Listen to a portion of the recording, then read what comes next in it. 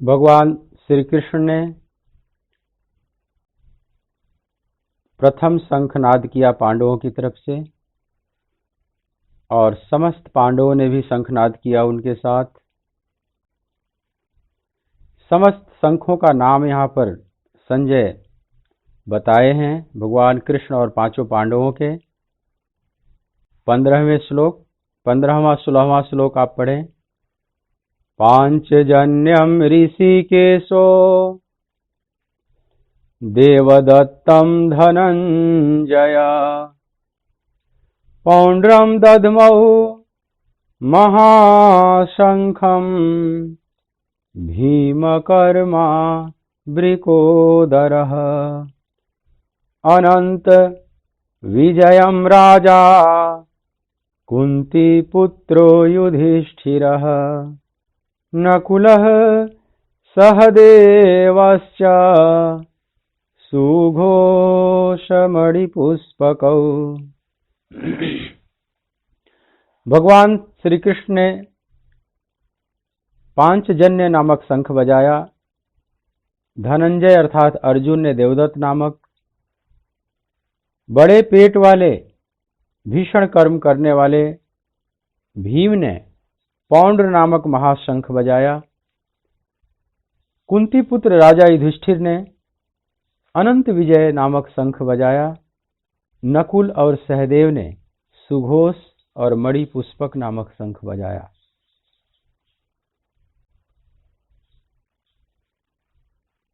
कुंती पुत्र राजा युधिष्ठिर अनंत विजय नामक शंख बजाते हैं। युधिष्ठिर धर्म के प्रतीक हैं, और युधिष्ठिर की घोषणा मतलब धर्म की घोषणा ये है कि यदि धर्म की विजय हुई, इस संग्राम में धर्म जीतता है, तो वह अनंत विजय प्रदान कराएगा। अनंत विजय का मतलब जिसके बाद फिर कभी पराजय नहीं होता है। अनंत विजय का मतलब प्रकृति का अंत हो जाना है। हमारे भीतर जो माया है, अविद्या है, जिसका आवरण पड़ा हुआ है और वह परमात्मा से मिलने में बाधा है, वह आवरण सदा के लिए फट जाता है, वह समाप्त हो जाता है। उसके बाद फिर माया अपना काम नहीं कर पाती, आत्मा परमात्मा से मिल जाता है। इसी को अनंत विजय कहते हैं। पर यह अनंत विजय उसी को प्राप्त होगी जो धर्म को धारण करेगा। यह धर्म की घोषणा है। इस तरह से संजय कहते हैं कि सबने अलग अलग, जब पांडवों ने शंखनाद किया भगवान कृष्ण के साथ, तो हे राजन, हे महाराज धृतराष्ट्र, उसके साथ जो पांडव पक्ष में आए हुए थे और भी महारथी, सबने अलग अलग शंख बजाया, और उसका नाम भी लेते हैं। 17वें 18वें श्लोक को आप देखें। कास्यश्च परमेश्वासः शिखंडी च महारथः धृष्टद्युम्नो विराटश्च सात्यकीश्चापराजितः द्रुपदो द्रौपदेयाश्च सर्वशः पृथ्वीपते सौभद्रश्च महाबाहुः शंखान् दद्मुः पृथक पृथक। पांडवों के शंखनाद के साथ ही उनके साथ आए हुए श्रेष्ठ धनुष वाले काशीराज और महारथी शिखंडी एवं धृष्टद्युम्न जो सेनापति हैं, सेनापति धृष्टद्युम्न तथा राजा विराट और अजेय सात्यकी, राजा द्रुपद एवं द्रौपदी के पांचों पुत्र और बड़ी भुजा वाले सुभद्रानंदन अभिमन्यु, इन सभी ने हे राजन सब ओर से अलग अलग शंख बजाए। मतलब पांडवों की तरफ से भी पूर्ण रूप से अब युद्ध की चुनौती दे दी गई कौरवों को। भीष्म पितामह ने युद्ध की चुनौती दिया, भीष्म के साथ ही पूरे कौरव पक्ष ने पांडवों को युद्ध की चुनौती दिया। और इधर भीष्म की चुनौती को भगवान कृष्ण के शंख नाद के साथ ही पांडव पक्ष ने भी स्वीकार कर लिया। मतलब कुरुक्षेत्र में युद्ध का बिगुल बज गया।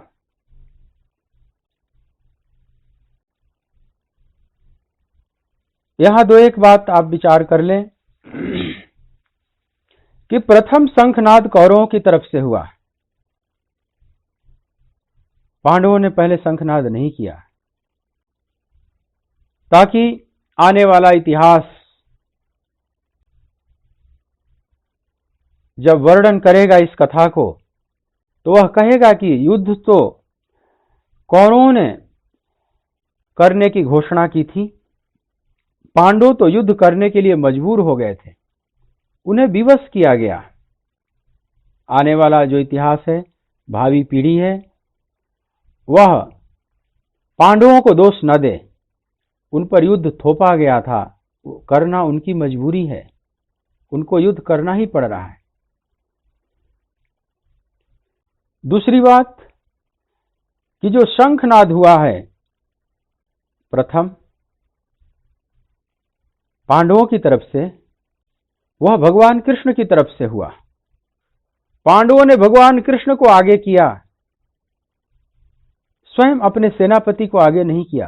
सेनापति ने प्रथम शंखनाद नहीं किया। ये बहुत विचारणीय है। यद्यपि सारथी बने हुए हैं भगवान कृष्ण अर्जुन के, लेकिन पांडवों के मन में भगवान के प्रति जो भगवत्ता है उसमें कोई अश्रद्धा नहीं हुई है। ये तो सारथी हैं, ये तो सेवक हैं, इनको हम क्यों आगे करें।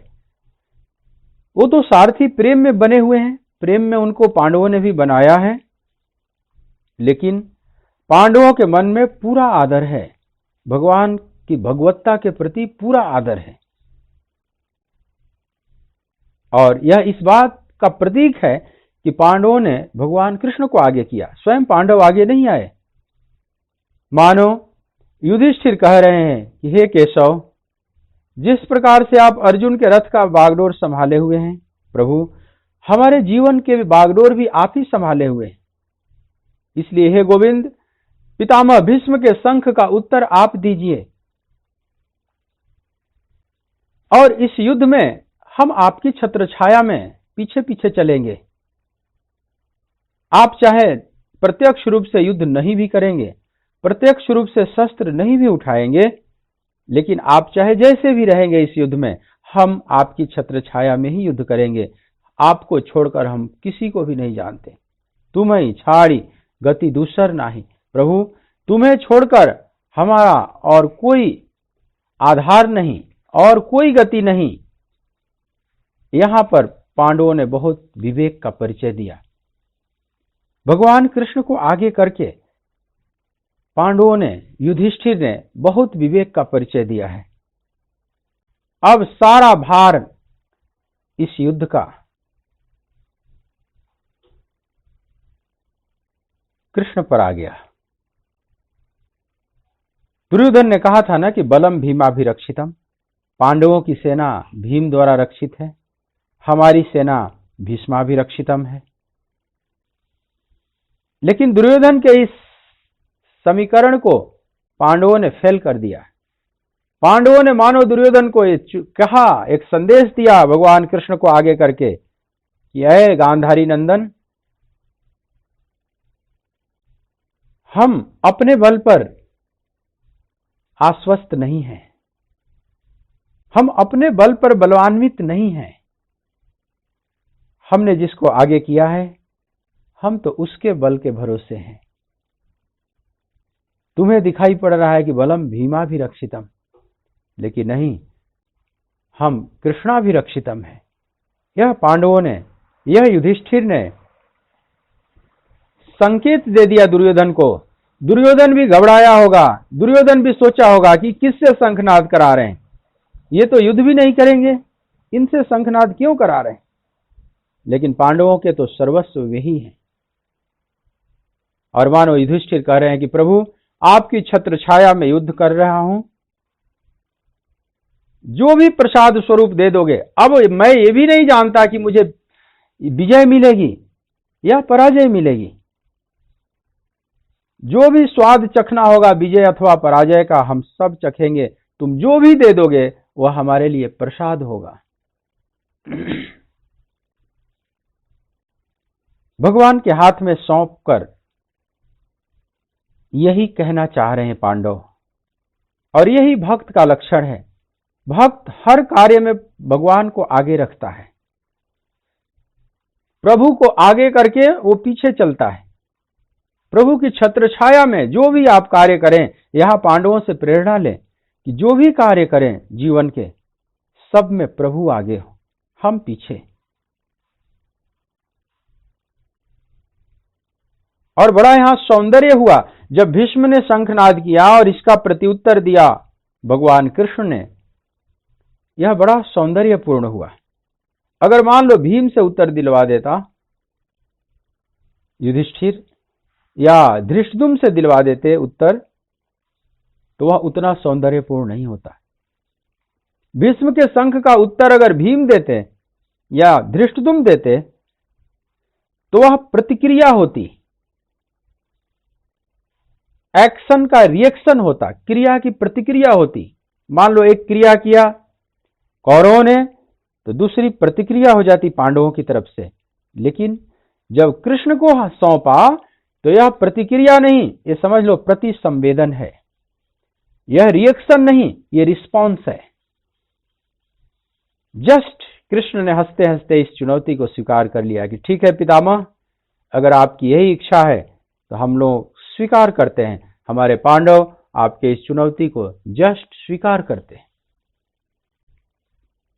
जस्ट स्वीकार करते हैं। इसमें बहुत प्रतिक्रिया नहीं है, बहुत आक्रोश नहीं है।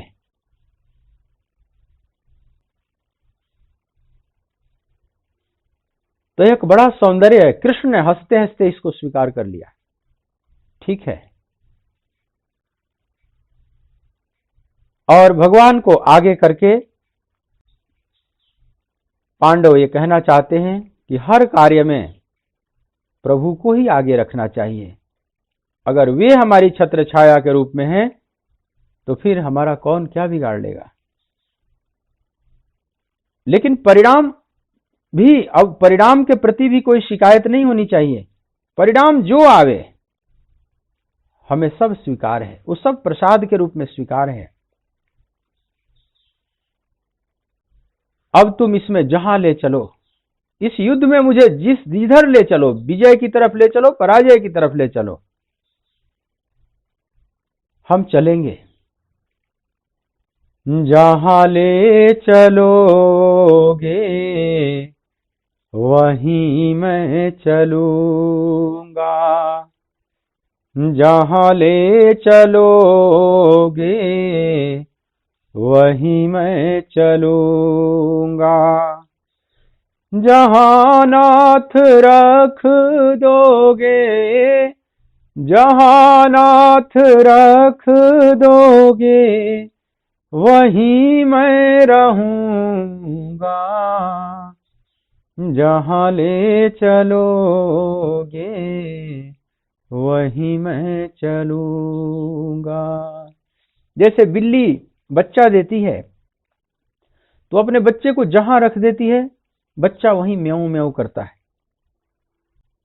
कभी उसको घर के कोने में कहीं जन्म दे देगी तो वहां रखी हुई है, लोग परेशान करने लगते हैं तो बच्चे को शिफ्ट करती है, वहां से एक घर से दूसरे घर में शिफ्ट करेगी। लेकिन बच्चे की अपनी कोई मर्जी नहीं, तुम जहां ले चलो, जहां रख दो। कभी बिस्तर पर रख देगी, कभी कूड़े के ढेर पर रख देगी, कभी छत के ऊपर रख देगी, कभी एक मकान से दूसरे मकान में ट्रांसफर करती है उस बच्चे को लेकर। बच्चा उसके मुंह में झूलता रहता है, बच्चा बिल्कुल बेफिक्र है, माँ जहां रखे वो तो सिर्फ म्याऊं म्याऊं करता है, माँ के आश्रित है। तो जहां ले चलोगे वहीं मैं चलूंगा, जहां नाथ रख दोगे, जहां नाथ रख दोगे वहीं मैं रहूंगा, जहां ले चलोगे वहीं मैं चलूंगा। ये जीवन समर्पित है चरण में तुम्हारे, तुम ही मेरे सर्वस्व, तुम ही प्राण प्यारे। ये जीवन समर्पित है चरण में तुम्हारे, तुम ही मेरे सर्वस्व, तुम ही प्राण प्यारे। तुम्हें छोड़ कर दाता, तुम्हें छोड़ कर दाता किससे कहूँगा, जहाँ ले चलोगे वहीं मैं चलूंगा, जहाँ ले चलोगे वहीं मैं चलूंगा, जहाँ नाथ रख दोगे, जहाँ नाथ रख दोगे वहीं मैं रहूंगा, जहाँ ले चलोगे वहीं मैं चलूंगा, जहाँ ले चलोगे वहीं मैं चलूंगा। ना कोई उलाहना है, ना कोई अर्जी, कर लो करा लो दाता जो तेरी मर्जी।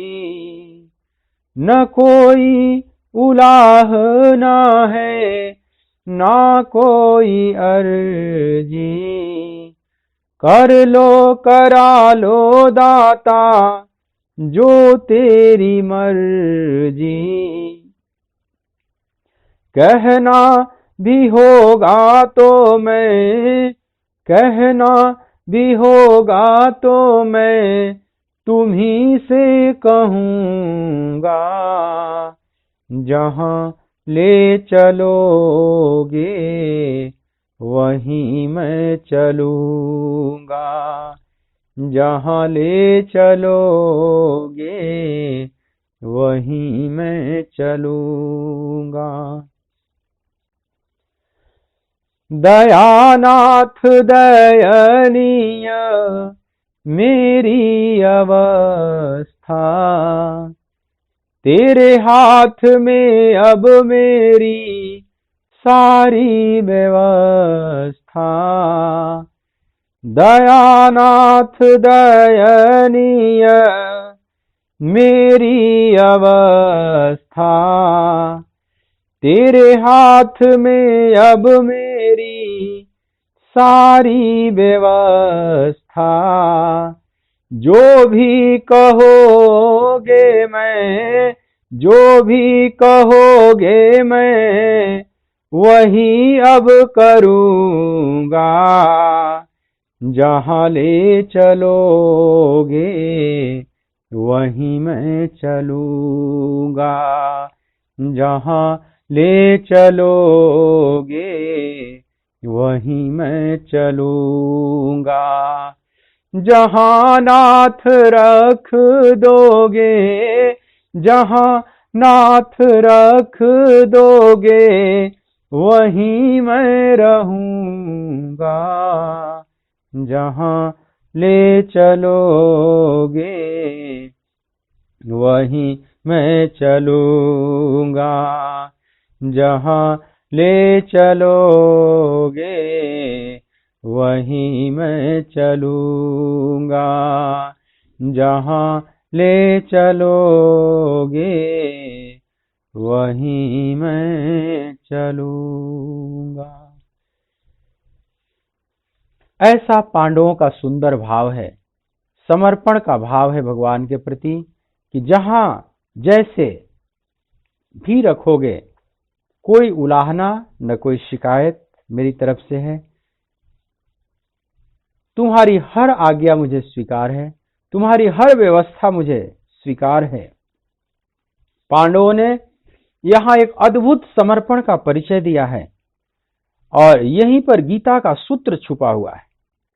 अगर पूरी गीता आप समझना चाहें तो इस सूत्र को आप पकड़ लेना मजबूती से, बाकी गीता समझनी आसान हो जाएगी।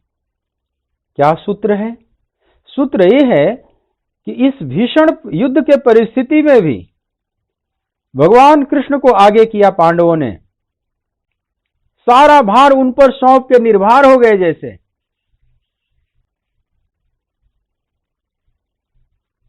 तेरे हवाले मेरी गाड़ी, तू जाने तेरा काम जाने।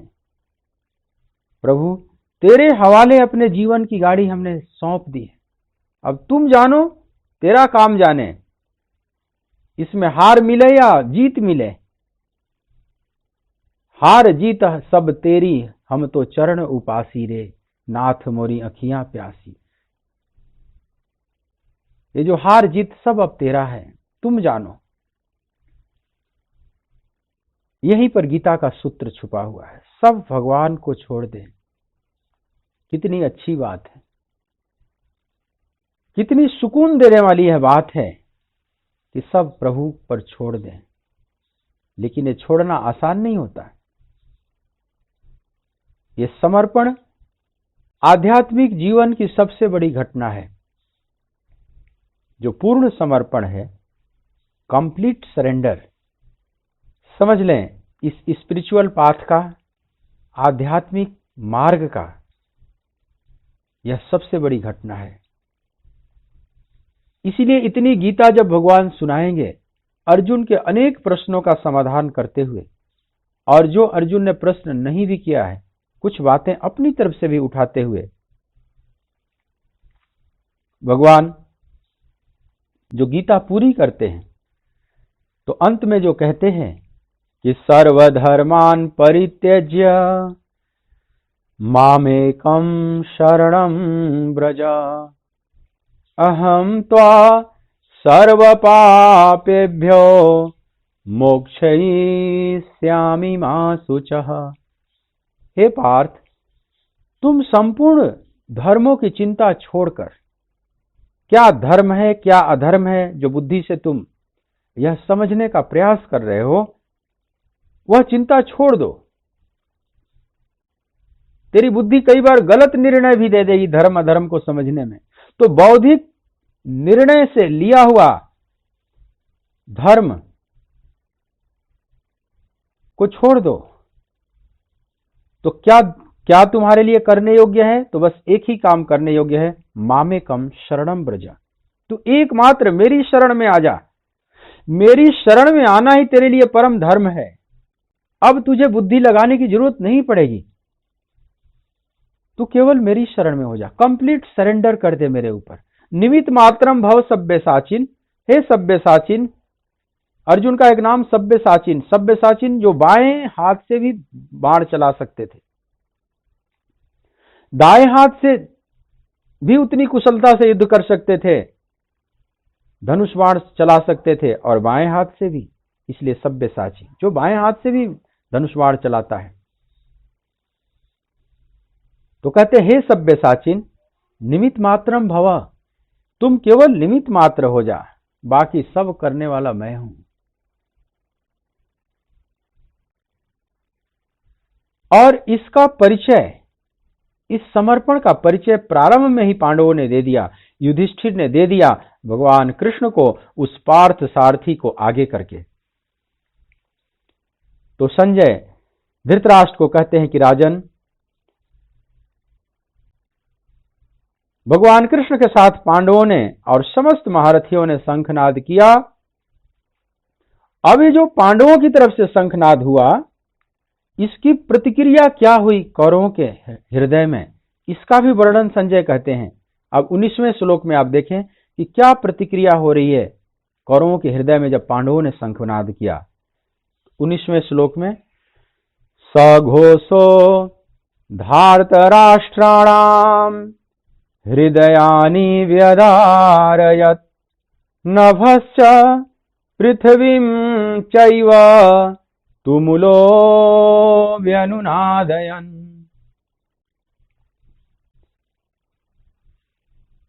जब पांडवों ने शंखनाद किया तो संजय कहते हैं कि और उस भयानक शब्द ने आकाश और पृथ्वी को भी गुंजाते हुए धार्त राष्ट्रों के यानी आपके पक्ष वालों के हृदय विदीर्ण कर दिए। एक बहुत यहां महत्वपूर्ण बात संजय कहते हैं धृतराष्ट्र से कि जब पांडवों ने शंखनाद किया तो जैसे नभस्य पृथ्वीम चैव, आकाश और पृथ्वी दोनों कंपित हो गई, गुंज गई। धरती और आकाश उस भयानक नाद से व्याप्त हो गया और उस भयानक नाद ने धार्तराष्ट्राणाम माने धृतराष्ट्र पुत्रों को, आपके पुत्रों को, कौरवों को, उनके हृदय को हृदयानि व्यधारयत्, हृदय को विदीर्ण कर दिया। ये जो हृदयानि व्यधारयत् है ये अंडरलाइन करने लायक है। ध्यान दें, जब कौरवों ने शंखनाद किया तो पांडवों का हृदय विदीर्ण नहीं हुआ, लेकिन जब पांडवों ने शंखनाद किया तो कौरवों का हृदय विदीर्ण हो गया। क्यों? क्योंकि पांडव जानते हैं कि हम सत्य के मार्ग पर हैं, हमने अन्याय नहीं किया है। हमने तो अभी तक बचपन से लेकर आज तक सिर्फ अन्याय को सहा है, हमने किसी पर अन्याय नहीं किया है। तो अंदर से मजबूत हैं, वे जानते हैं हम धर्म के मार्ग पर हैं, हम सत्य के मार्ग पर हैं। तो जो अंदर से जानता है कि मैं सत्य के मार्ग पर हूं वो कंपित नहीं होता। सामने वाला कितना भी आरोप लगावे, उस पर कितना भी झूठा आरोप लगाया जाए, वो अंदर से कंपित नहीं होगा। एक खास बात है। और जो गलत व्यक्ति है ऊपर से कितना भी सत्यवादी बनने का चोला ओढ़ ले कि मैं बिल्कुल ठीक हूं, लेकिन अंदर से वो कंपित रहता है। कौरव गलत हैं, इसलिए अंदर से उनका हृदय बिल्कुल विदीर्ण हो गया पांडवों के शंखनाद के साथ ही। जबकि कौरवों की तरफ 11 अक्षौणी सेना है, पांडवों की तरफ मात्र 7 अक्षौणी सेना है।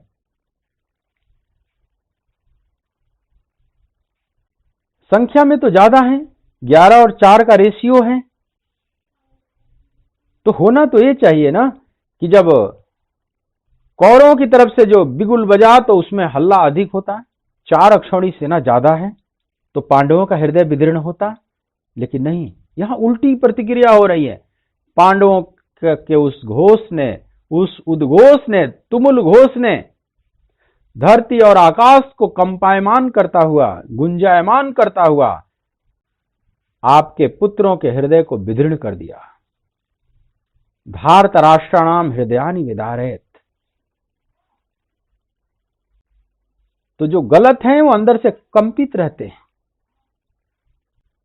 जैसे जो चोर है, चोरी किया है, हिंसा किया है, अपराध किया है, ऊपर से आप पूछें तो बिल्कुल झूठ बोलेगा कि मैंने नहीं किया, लेकिन अंदर उसमें एक कंपन चलता रहता है। अंदर से तो जानता है, इसलिए आजकल झूठ बोलने के मशीन भी अब डेवलप हो चुके हैं, लाई डिटेक्टर। वो मशीन खोपड़ी पर रख दी जाती है और उससे पूछा जाएगा, अगर वो सही बोलेगा तो उस मशीन पर कोई ग्राफ, उसके जो डिस्प्ले है उस पर कोई ग्राफ नहीं बनेगा, लेकिन अगर वो झूठ बोल रहा है तो ग्राफ बनने लगेगा। क्योंकि अंदर एक द्वंद्व छिड़ा रहता है, अंदर एक कॉन्फ्लिक्ट है, और उसमें वो सोचता है कि ये बोलना है, ये नहीं बोलना है, इस बात को छुपाना है, इस बात को बोलना है। इसी में अंदर, उसके अंदर एक बड़ा तूफान चलते रहता है। कैसे छुपाऊं, कैसे ढकूं अपने झूठ को, कैसे नकली सिक्का को चलाऊं असली बनाकर, इसी में वह उलझा रहता है। तो उसका जो अंतःकरण है, जो मनस्पटल है, वो बड़ा कंपित रहता है और उस कंपन का प्रभाव उसके बॉडी पर भी पड़ता है, उस सूक्ष्म कंपन को। क्योंकि जो मन है वो भी तो सूक्ष्म शरीर है ना, मन सूक्ष्म शरीर है। यह जो स्थूल शरीर है आपके सामने पांच भौतिक, ये उसी का स्थूलतम रूप है। दोनों शरीर ही हैं, मन सूक्ष्म शरीर है, ये स्थूल शरीर है। उस सूक्ष्म शरीर का ही स्थूलतम अभिव्यक्ति ये शरीर है पांच भौतिक, या दूसरी तरफ से कह सकते हैं इस स्थूल शरीर का ही सूक्ष्मतम अभिव्यक्ति है मन, जो सूक्ष्म शरीर है। दोनों एक ही हैं, एक ही चीज के दो छोर हैं। तो मन में हलचल हुआ तो उसका प्रभाव स्थूल शरीर पर भी आता है कहीं ना कहीं, और वो सूक्ष्म मशीन उस तरंगों को पकड़ लेता है और वो ग्राफ दिखाने लगता है कि ये व्यक्ति झूठ बोल रहा है। तो अंदर के मन से कैसे भागोगे? ऊपर से तो आप सत्यवादी बन जाओ, हरिश्चंद्र बन जाओ। जग से चाहे भाग ले कोई, मन से भाग न पावे, तोरा मन दर्पण कहलाए। मन ही ईश्वर, मन ही देवता, मन ही ईश्वर, मन से बड़ा न कोई। मन ही देवता, मन ही ईश्वर, मन से बड़ा न कोई। मन उजियारा जब जब फैले, मन उजियारा जब जब फैले, जग उजियारा होए। जग से चाहे भाग ले कोई, मन से भाग न पाए, तोरा मन दर्पण कहलाए, तोरा मन दर्पण कहलाए। भले बुरे सारे कर्मों को, भले बुरे सारे कर्मों को देखे और दिखाए, तोरा मन दर्पण कहलाए, तोरा मन दर्पण कहलाए। तो चाहे संसार से कोई भाग जाए या संसारियों के सामने झूठ बोल दे, लेकिन मन से कैसे भागेगा? उसका मन, अचेतन मन तो कहता रहेगा, जो सबकॉन्शियस माइंड है वो तो कहता रहेगा कि तुमने गलत किया है। तो कौरवों का जो सबकॉन्शियस माइंड है, जो अचेतन मन है, वह कह रहा है कि तुम लोग गलत हो। तभी तो वे कंपित हो गए। हृदयानि विदारयत, हृदय को विदीर्ण कर दिया। सत्यवादी विदीर्ण नहीं होता। आजादी की लड़ाई में कई स्वतंत्रता सेनानी फांसी पर चढ़ गए और हंसते हंसते चढ़े। भगत सिंह के बारे में कहा जाता है कि उनका जब वजन नापा गया, उस समय जब फांसी का फंदा गले में डाला जाने लगा, उस समय उनका वजन किया गया तो वजन पहले से और बढ़ गया था। और उस फांसी के फंदे को स्वयं ही लेकर, जल्लाद के डालने से पहले ही स्वयं ही लेकर डाल लिया अपने गले में। माए रंग दे बसंती चोला। जैसे यह महावीर उसको वर्ण करने जा रहा है, उस मौत को वर्ण करने जा रहा है और जानता है कि हमारी मौत की गूंज पूरे भारत में गूंजेगी और ब्रिटिश राज्य को अब अपना पांव जमाना करीब करीब असंभव हो जाएगा। ब्रिटिश साम्राज्य का पांव उखाड़ने में हमारी मौत की गूंज बहुत काम करेगी। तो एक तरह से वो मर नहीं रहा है, अमर हो रहा है। वो सहयोग कर रहा है उस आजादी की लड़ाई में। तो बड़ा सीना फूला हुआ है। उनके पत्रों से भी लगता है कि वे दुखी नहीं है, अंदर से उदास नहीं है, बड़े खुश हैं। और वजन जैसे वो प्रतीक्षा ही कर रहे हैं, इस मौत को वर्ण करने की जैसे वे प्रतीक्षा कर रहे हैं। और वे जानते हैं कि मैं गलत नहीं हूं, मैं ठीक हूं। हमने कभी ब्रिटेन के ऊपर जाकर अन्याय नहीं किया है, ब्रिटेन वाले आकर हमारे ऊपर अन्याय किए हैं, इसमें मैं गलत कहां हूं? हमारे लोगों ने उन्हें नहीं सताया है, सताए तो हम जा रहे हैं। किसी भी प्रकार से हम गलत तो नहीं है हो सकते।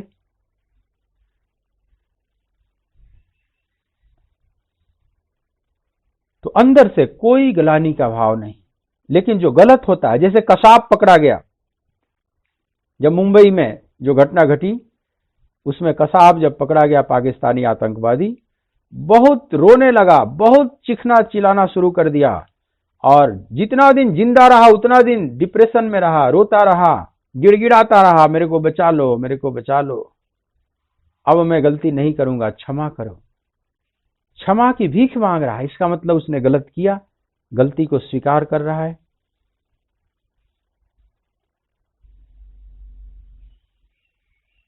वो सूख गया।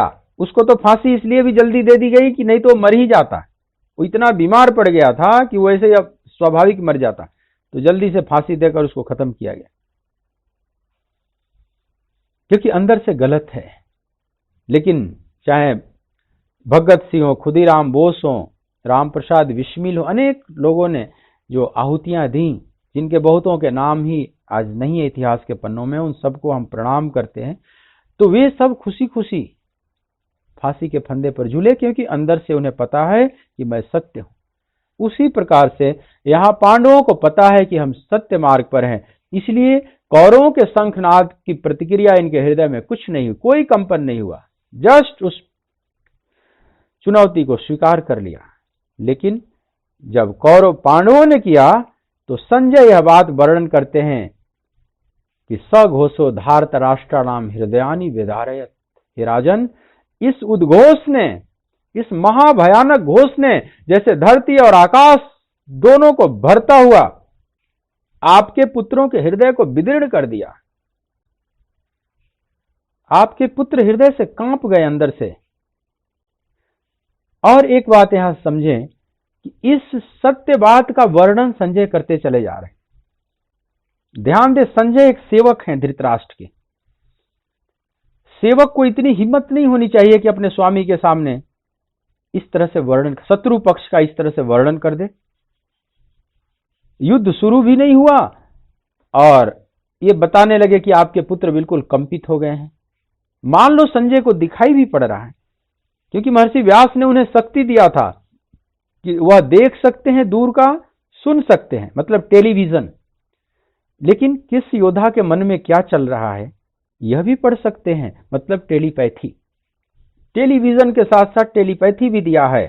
तो संजय अंदर के मन को पढ़ रहे हैं और पढ़कर देख रहे हैं कि पांडव नहीं कंपित हुए, कौरव कंपित हो गए। ठीक है, संजय ने पढ़ के जान लिया। लेकिन यहां महत्वपूर्ण बात यह है कि संजय उस सत्य को, उस कटु सत्य को वर्णन करते चला जा रहा है धृतराष्ट्र के सामने। जरा सोचिए धृतराष्ट्र के ऊपर क्या बीतता होगा। संजय छुपा नहीं रहे। इससे एक बात पता चल रही है कि संजय संत हृदय है। अगर ये संत हृदय न होते तो ऐसा कटु सत्य बोलने की हिम्मत और किसमें हो सकती है। वो ठकुर सुहाती नहीं बोल रहे हैं, जो है वो बोल रहे हैं। और क्यों ऐसा बोल रहे हैं, ऐसा कड़ुआ शब्द भी क्यों बोल रहे हैं जो धृतराष्ट्र को बड़ा बेकार लगता होगा कि हमारे पुत्र कंपित हो गए। संजय की करुणा है। संत हृदय कड़ुआ भी बोलता है तो उसमें उसकी करुणा होती है। वो कड़ुआ में भी करुणा छुपी रहती है। क्या करुणा है? करुणा ये है, संजय समझ गए कि जहां योगेश्वर कृष्ण है, यत्र योगेश्वरः कृष्णो यत्र पार्थो धनुधरः तत्र श्रीर विजयोर भूति ध्रुवा नीतिर्मतिर्मम। जहां योगेश्वर कृष्ण है, जहां गांडीवधारी अर्जुन है, वहीं विजय है, विभूति है, अचल नीति है, माने धर्म है, श्री है, सब है। मतलब धर्म के पक्ष में पांडव खड़े हैं महाराज, क्योंकि स्वयं भगवान कृष्ण है उनके साथ। तो जहां कृष्ण है वहीं धर्म है, वहीं विजय भी होगी। कितना कठोर ये शब्द निर्णय देता है संजय। गीता के अंतिम श्लोक को आप देखेंगे तो संजय का निर्णय है, वहीं विजय उन्हीं की होगी। यह बात कहना आसान नहीं है, यह बात कहना बहुत कठिन है। एक सेवक को अपने स्वामी के सामने, राजा के सामने इस तरह से कह दे कि विजय उन्हीं की होगी, अभी युद्ध प्रारंभ ही नहीं हुआ, ये कौन हिम्मत ऐसा कर सकता है? ये तो बहुत बड़ा संत हृदय हो। लेकिन प्रश्न उठता है कि संजय ऐसा अपना निर्णय क्यों देते हैं? तो संजय संत हृदय हैं, वे चाहते हैं कि अभी भी धृतराष्ट्र जो हमारे महाराज हैं इनकी बुद्धि घूम जाए, इनको सद्बुद्धि आ जाए और युद्ध विराम की घोषणा करा दें, ये महाविनाश से बचा लें मानवता को। इसी आशा में चाहे विदुर हैं चाहे संजय हैं, कई बार सच्चाई का बयान करते हैं, लेकिन धृतराष्ट्र को अच्छा नहीं लगता था। विदुर की बातें अच्छी नहीं लगती थी, लेकिन विदुर हित में बात करते थे। उसी तरह से संजय हित में बात कर रहे हैं, लेकिन धृतराष्ट्र को यह बात अच्छी नहीं लग रही है। धृतराष्ट्र इतना अंदर से बंद हो चुका है कि बिल्कुल सुनने के लिए तैयार ही नहीं, जैसे कुल का महाविनाश ये देखना ही चाहता है। लेकिन संत अपना प्रयास करते हैं, संजय अपना प्रयास कर रहे हैं, जो उन्हें करना था वो कर रहे हैं, जितना उनके बस में है। बाकी जो होना होगा वो तो वही होगा। लेकिन संजय ने अथक प्रयास किया है। देखो यहां भी कह दिया कि हृदयानि वेदारयत, आपके पुत्रों का हृदय कंपित हो गया। और गीता का जो अंतिम श्लोक है संजय के ही वक्तव्य से महर्षि व्यास पूरी कर रहे हैं। एक बड़ा आश्चर्य है, गीता भगवान कृष्ण के अंतिम वक्तव्य या अर्जुन के अंतिम वक्तव्य के साथ पूरी हो जानी चाहिए। इसमें संजय को क्यों लाया? 4 श्लोक जो अंतिम 5 श्लोक है, गीता का जो अंतिम 5 श्लोक है वो संजय से पूरा कराया गया है। क्यों? क्योंकि संजय ने सच्चाई का बयान कर दिया। उस अद्भुत संवाद को सुनकर अपने को बड़ा रोमांचित महसूस कर रहे हैं। राजन संस्मृत्य संस्मृत्य संवादम इमम अद्भुतम केशवार्जुनयोः पुण्यम हृष्यामि च मुहुर्मुहुः। हे राजन, अंतिम आप देखें 76वां श्लोक, 77, 76, 77, 78, आप 3 श्लोकों में संजय का रोमांच देखें जरा कि राजन, हे राजन, मैं भगवान श्री कृष्ण और अर्जुन के, केशव और अर्जुन के बीच जो पुण्यमय संवाद घटित हुआ, उस अद्भुत संवाद को संस्मृत्य बार बार याद कर करके हृष्यामि च मुहुर्मुहुः, बार बार मैं हर्षित हो रहा हूं राजन, बार बार मेरे अंदर हर्ष उत्पन्न हो रहा है, क्योंकि इतना अद्भुत संवाद मैंने कभी सोचा ही नहीं था कि मुझे सुनने को मिलेगा, मुझ सामान्य नाचीज को सुनने को मिलेगा। इस युद्ध के भीषण माहौल में ऐसा संवाद भी घटित हो सकता है। मैं जब याद करता हूं तो हृष्यामि च मुहुर्मुहुः। तच्च संस्मृत्य संस्मृत्य रूपम अत्यद्भुतम हरेः विस्मयो मे महान राजन हृष्यामि च पुनः पुनः। और हे राजन, हरि के उस अद्भुत रूप को देखकर, जब 11वें अध्याय में अर्जुन देखे उस रूप को, संजय भी देख रहे थे, अर्जुन के मानस पटल पर जो भगवान का विराट रूप प्रकट हो रहा था, उस रूप को, चूंकि मन को पढ़ सकते थे ना संजय, मन रूपी पर्दे को पढ़ सकते थे, तो मन रूपी पर्दे पर अर्जुन के जो उभर रहा है भाव, उस भाव को पढ़ रहे हैं और संजय भी रोमांचित हो रहे हैं और कहते हैं कि राजन, फिर से मैं संस्मृत्य रूपम अत्यद्भुतम हरे, हरि के उस अद्भुत रूप का स्मरण कर करके विस्मयों में महान राजन, हे राजन, मुझे महान विस्मय हो रहा है, महान आश्चर्य हो रहा है, और हृष्यामि च पुनः पुनः, बार बार फिर हर्षित हो रहा हूं, फिर हर्षित हो रहा हूं। धृतराष्ट्र को अपने मन की बात शेयर कर रहे हैं संजय, और संजय फिर अंत में निर्णय ही दे देते हैं कि जहां योगेश्वर कृष्ण है, इतना रोमांचित हो जाते हैं कि अब वो भूल जाते हैं कि राजा हैं, अब क्या इनके मन में प्रतिक्रिया होगी, क्या मेरे को दंड देंगे या क्या करेंगे। नहीं, जो है, जो मन में भाव है, वो वाणी पर आ जा रहा है कि यत्र योगेश्वरः कृष्णो यत्र पार्थो धनुर्धरः तत्र श्रीर्विजयो भूतिर् ध्रुवा नीतिर्मतिर्मम। जहां योगेश्वर भगवान श्री कृष्ण है और जहां गांडीव धनुषधारी अर्जुन है, वहीं पर श्री है, विजय है, विभूति है और अचल नीति है। ऐसा मेरा मत है। मतिर्मम। संजय के मत से गीता की पूर्णाहुति कर रहे हैं महर्षि व्यास।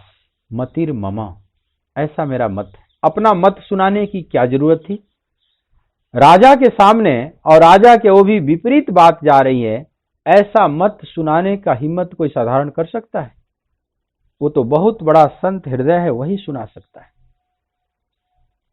संजय बहुत बड़े संत हृदय हैं, इस बात का पता चल रहा है। कटु सत्य भी बोले चले जा रहे हैं, धृतराष्ट्र को अच्छा नहीं लग रहा,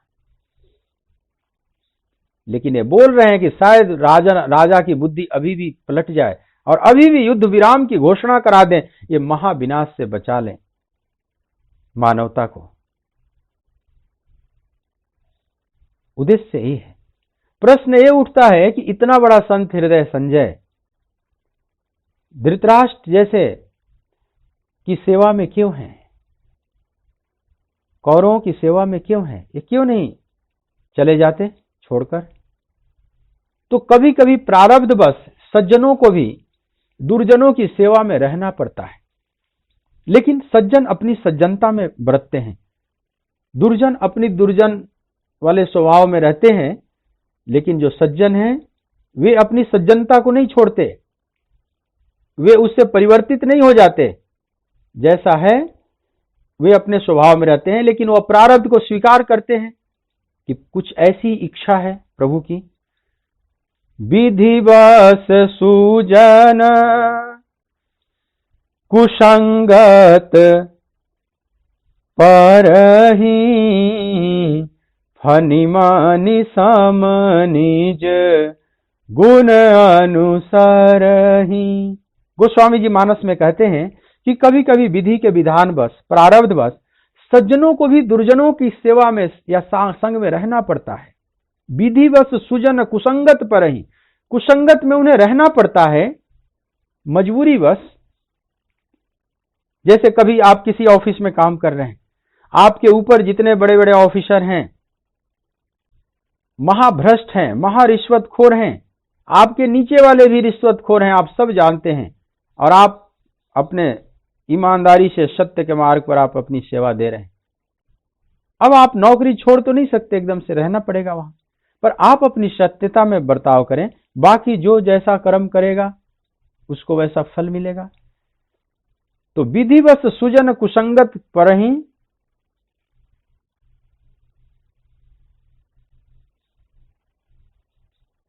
ओके, चलो फिर देख लेंगे, कोई बात। अर्णव तो अपने स्वभाव में बरतते हैं, जो महापुरुष हैं अपनी सज्जनता में बरतते हैं। फनी मनि सम निज गुणानुसारी। उदाहरण देते हैं गोस्वामी जी। फनी माने होता है विषधर सर्प, किंग कोबरा। उसके मुख में जहर की थैली होती है और मड़ी भी होती है।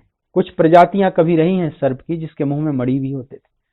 तो फनी के मुंह में मणि और विष दोनों साथ साथ रहते हैं, लेकिन मणि जगमगाता रहता है, वो जहर से प्रभावित नहीं होता, रह रहे हैं एक ही साथ, लेकिन मणि अपनी महिमा में जगमगा रहा है, वो विष से प्रभावित नहीं। उसी प्रकार से कभी कभी जहरीले लोगों के बीच भी हमें रहना पड़ता है, पर हम अपनी सज्जनता में बरते हैं।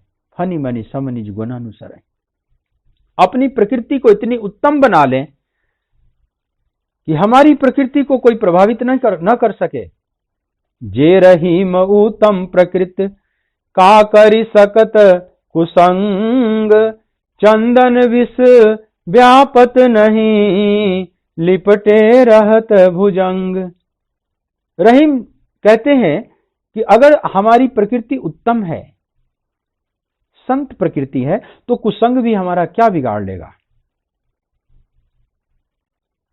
हम अपने ही रंग को उस पर डाल सकते हैं, हम उसके रंग से नहीं रंगेंगे।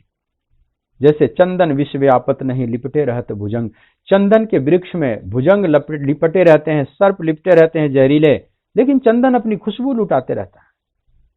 उन जहरीले सांपों से चंदन प्रभावित नहीं होता। तो आप चंदन की तरह बने, जहरीले लोगों के बीच में भी आप अपने संतत्व की खुशबू को लुटाते रहे। संजय जहरीले लोगों के बीच में रह रहे हैं, लेकिन अपने संतत्व की खुशबू को लुटा रहे हैं। जो जैसा करेगा वैसा भरेगा।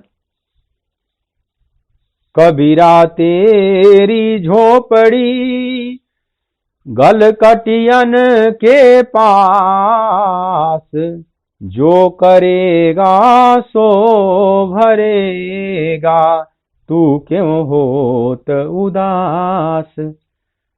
कबीर कहते हैं कि अगर तुम्हारी झोपड़ी, तुम्हारा जन्म उन लोगों के बीच में हो गया जहां एक कसाई रहते हैं, गलकटियन, बकरा और पशुओं को काटते रहते हैं, अगर उन्हीं के बीच में तुम्हारा जन्म हो गया तो भी तू क्यों उदास हो रहा है। जो करेगा सो भरेगा।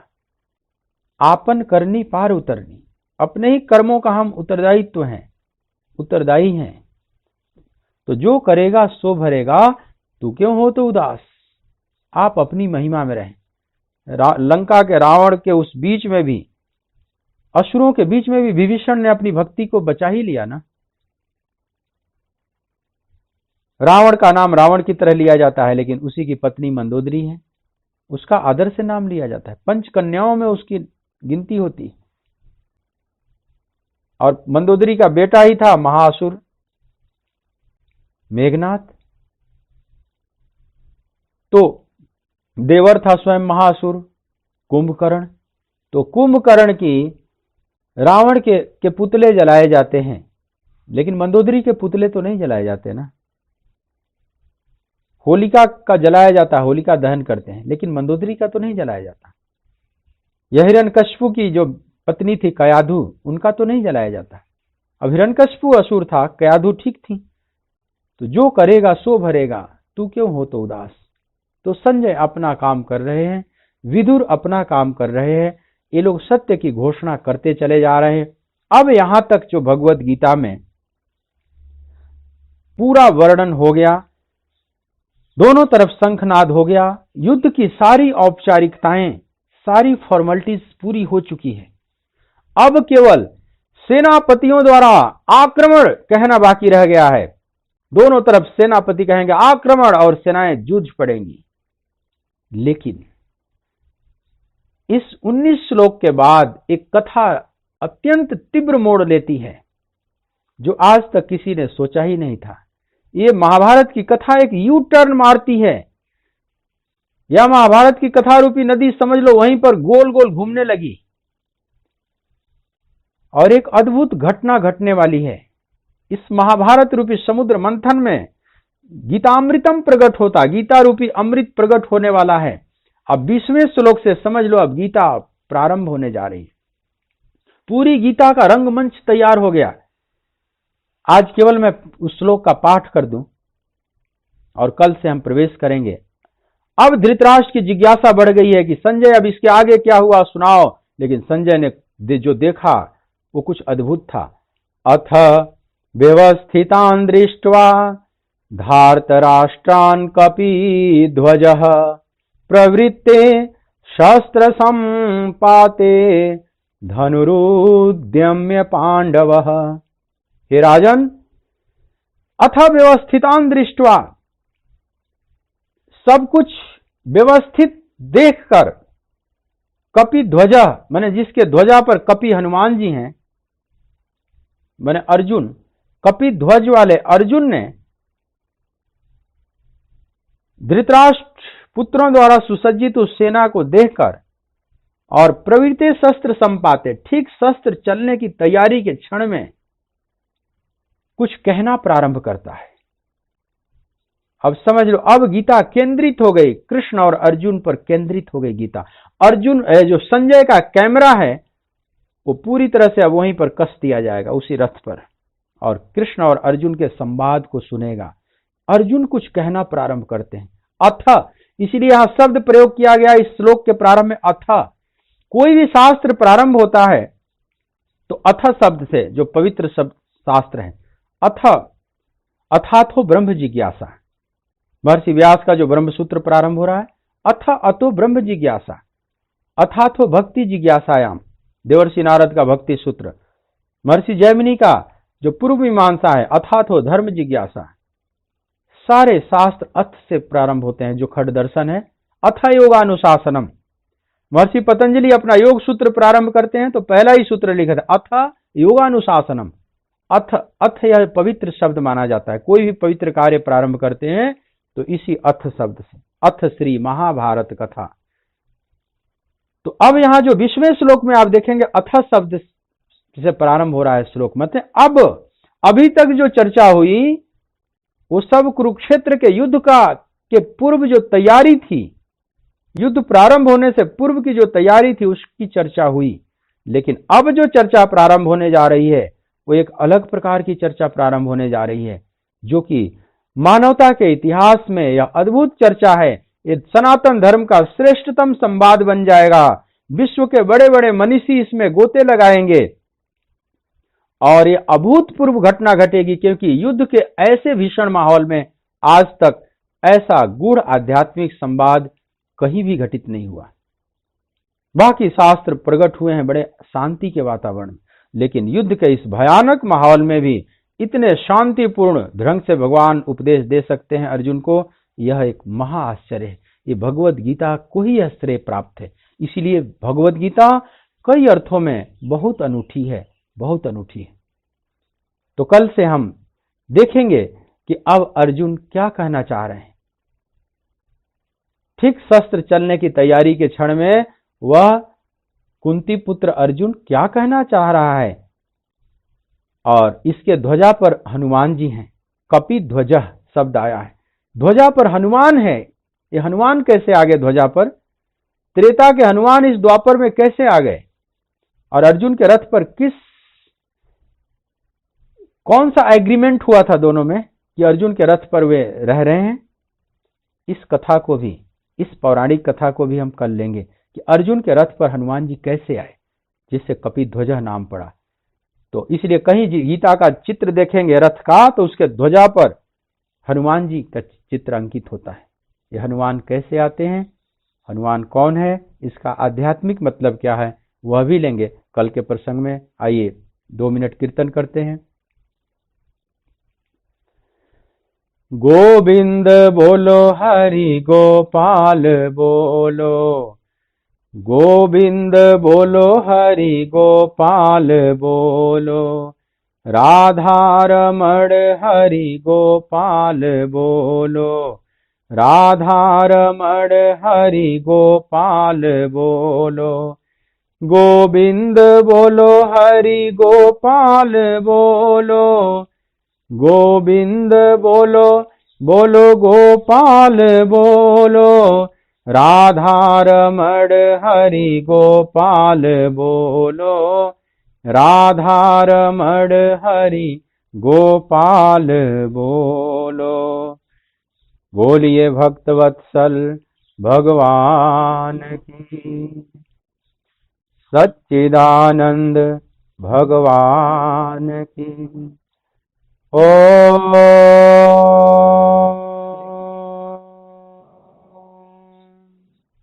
नमः पार्वती पतये हर हर महादेव।